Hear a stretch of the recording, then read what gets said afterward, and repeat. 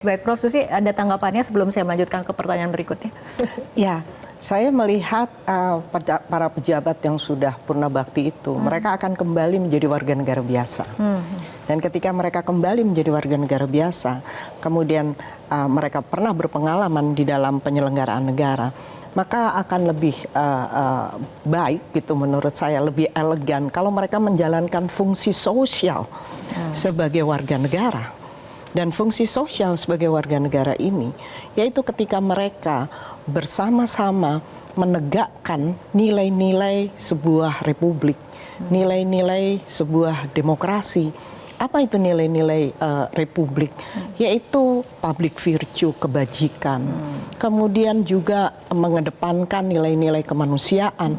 Sebagaimana kita lihat Presiden Club di Amerika, kita tahu ketika tsunami, itu Bill Clinton bergabung dengan seterusnya, rivalnya waktu itu ya. Dan itu menunjukkan bahwa sekat-sekat, bahwa ada perbedaan-perbedaan politik, itu menjadi tidak ada ketika kita bicara apa? Ketika kita bicara kemanusiaan.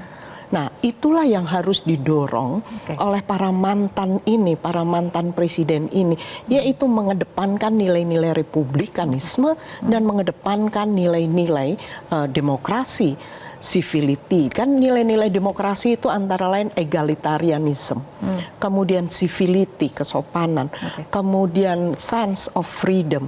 Yang tidak boleh dilupakan adalah shared purpose. Jadi ada kepentingan-kepentingan bersama yang ingin dicapai oleh bangsa Indonesia, dan mereka yang sudah berpengalaman sebagai presiden layaknya itu berkiprah di bidang hal-hal seperti itu. Oke, Prof. Susi, tapi menurut Anda sendiri bagaimana sih sebetulnya legitimasi sebuah kebijakan publik atau keputusan strategis pemerintah yang prosesnya dipengaruhi oleh ataupun didikte oleh aktor politik di luar birokrasi?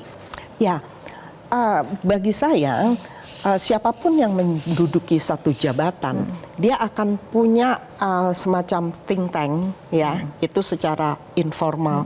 Secara formal dia akan dikelilingi oleh pejabat-pejabat yang memang dikatakan sebagai penyelenggara negara atau penyelenggara pemerintahan.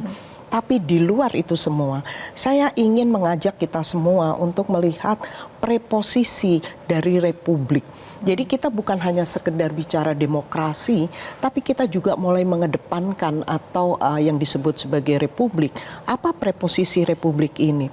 Preposisi republik itu adalah adanya kebaikan bersama atau common good. Kemudian ada partisipasi warga. Nah, kalau semua itu dibungkus di dalam pemahaman republikanisme itu, maka seharusnya apapun advice yang diberikan itu dapat disaring dengan tujuan, oh ini ada common good ini. Nah, jadi nasihat itu bisa datang dari manapun. Kalau pejabat-pejabat yang tadi memberikan nasihat, kemudian mereka yang sedang menduduki jabatan memahami betul, melaksanakan betul, menegakkan preposisi-preposisi sebagai sebuah republik, maka saya pikir itu masyarakat akan bisa menerima itu legitimasi. Karena apa? Karena di dalam republik itu publik itu lebih mengedepan dibandingkan privat. Oke, Mas Gun-Gun, tanggapannya?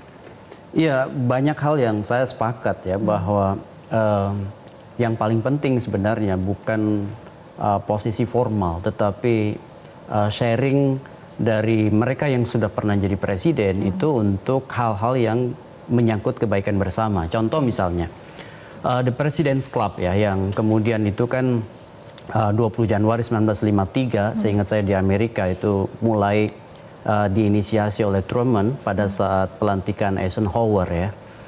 Itu kan memberi gambaran bahwa tidak perlu dalam konteks kelembagaan formal, tetapi kemudian sharing komunikasi dari presiden yang kemudian menjabat dengan mantan-mantan presiden. Contoh misalnya untuk persoalan geopolitik, persoalan krisis ekonomi, atau misalnya krisis perang. Nah, ini kan yang membutuhkan kehadiran melampaui sekat-sekat perbedaan politik. Nah, itu yang tadi disebut sebagai kebaikan bersama oleh Prof. Susi. Jadi ini konteksnya menurut saya. Jadi kalau misalnya Pak Jokowi setelah selesai masa jabatan atau Pak SB dan presiden-presiden sebelumnya, itu pada saat ada satu persoalan yang menuntut ya peran bersama. Pengalaman-pengalaman beliau-beliau itu kan bisa dikomunikasikan dengan presiden yang sekarang menjabat atau nanti mungkin 20 Oktober dilantik. Tetapi tidak harus selalu berada dalam posisi formal, misalnya apakah dia masuk ke dalam konteks kelembagaan. Dan jangan juga kemudian terjebak pada misal praktek beberapa negara yang sebenarnya seringkali disebut padahal tidak apple to apple. Contoh misalnya negara yang hybrid regime atau otoritarian, yang dimana presiden yang telah menjabat itu kemudian diposisikan sebagai menteri senior atau menteri mentor, seperti kasus Singapura ya. Nah, itu bagaimana misalnya lamanya berkuasa Lee Kuan Yew itu dari 59 sampai tahun 90, kemudian setelahnya diposisikan sebagai menteri senior atau menteri mentor. Ini kan tentu praktik itu tidak harus selalu diikuti. Kenapa? Karena betul dia punya posisi dan sangat signifikan perannya, tetapi kemudian kita lihat konteks demokrasinya sangat berbeda. Tapi gitu. dari gambaran Anda, bayangan Anda, apakah pemerintahan ke depan akan seperti itu, Mas? Nah, saya agak khawatir kalau kemudian itu yang diadopsi gitu. Itu menurut saya tidak pas. Sekali lagi konteks hybrid regime ya dan otoritarian itu tidak kemudian harus selalu dipraktikkan sama dalam konteks Indonesia.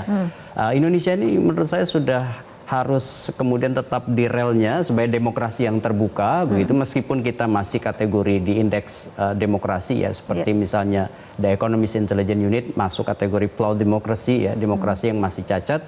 Ya, tetapi kan proses itu menurut saya sudah bergerak ke arah yang tepat, apalagi kalau misalnya beberapa instrumen-instrumen terus diperbaiki, seperti misalnya hukum jangan dirusak, etika tetap dihormati, kemudian person yang kemudian terpilih juga jangan mengembalikan sejarah ke masa lalu gitu. Jelajahi cara baru mendapatkan informasi. Download Metro TV Extend sekarang.